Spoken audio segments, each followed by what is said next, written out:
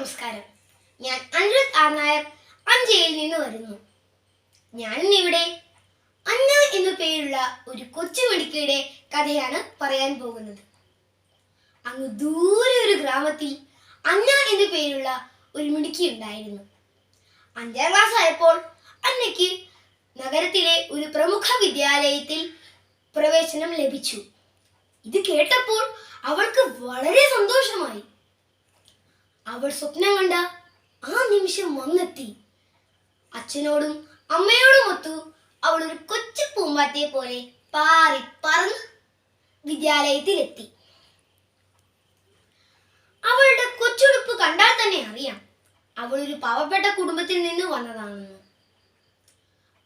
കുറച്ചു നേരം കഴിഞ്ഞപ്പോൾ ടീച്ചർ ക്ലാസ്സിലെത്തി.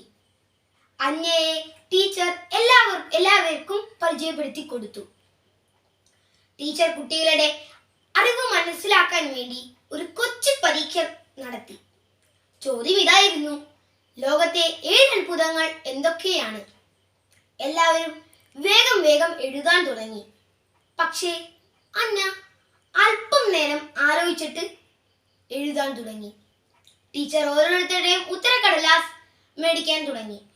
അന്നയുടെ മുഖത്തെ പരിഭ്രമം കണ്ടു ടീച്ചർ അവളെ സമാധാനിപ്പിച്ചു. അന്നേ, നീ വിഷമിക്കേണ്ട, ഇതൊക്കെ അവർ നേരത്തെ പഠിച്ചതാണ്, നമുക്കിത് പിന്നീട് പഠിച്ചെടുക്കാം. ടീച്ചർ എല്ലാവരുടെയും ഉത്തരങ്ങൾ ഉറക്കെ വായിക്കാൻ തുടങ്ങി. താജ്മഹൽ, ചൈനയുടെ വൻമതിൽ എന്നിവ എല്ലാവരും ശരിയായ ഉത്തരം എഴുതിയിരുന്നു. അവസാനം ടീച്ചർ അന്നയുടെ ഉത്തരക്കടലാസ് വായിച്ചു. അന്ന ഇപ്രകാരമായിരുന്നു എഴുതിയിരുന്നത്: ലോകത്തെ 7 അത്ഭുതങ്ങൾ ഇതൊക്കെയാണ്. 1. ഉള്ളു തുറന്ന് ചിരിക്കുക. 2. സത്യത്തെ പിന്തുടരുക. 3. എല്ലാവരെയും ബഹുമാനിക്കുക. 4. സ്വയം വിശ്വസിക്കുന്നതിനോടൊപ്പം മറ്റുള്ളവരുടെ വിശ്വാസം സമ്പാദിക്കുക. 5. ആത്മവിശ്വാസം കൈവിടാതിരിക്കുക. 6. മനസ്സറിഞ്ഞ് സഹായിക്കുക. 7. നല്ല കാര്യങ്ങൾ അംഗീകരിക്കുക. ഇത് വായിച്ചപ്പോൾ ക്ലാസ് നിശബ്ദമായി. ഈ ലോകത്തെ 7 അത്ഭുതങ്ങൾ കാണാതെ പഠിക്കുമ്പോൾ നമുക്ക് ദൈവം തന്നിട്ടുള്ള അത്ഭുതങ്ങൾ മറ്റുള്ളവരെ ഓർമ്മപ്പെടുത്താൻ ഈ കൊച്ചുമിടുക്കിക്ക് കഴിഞ്ഞു. നിങ്ങൾക്ക് എല്ലാവർക്കും കഥ ഇഷ്ടായില്ലേ?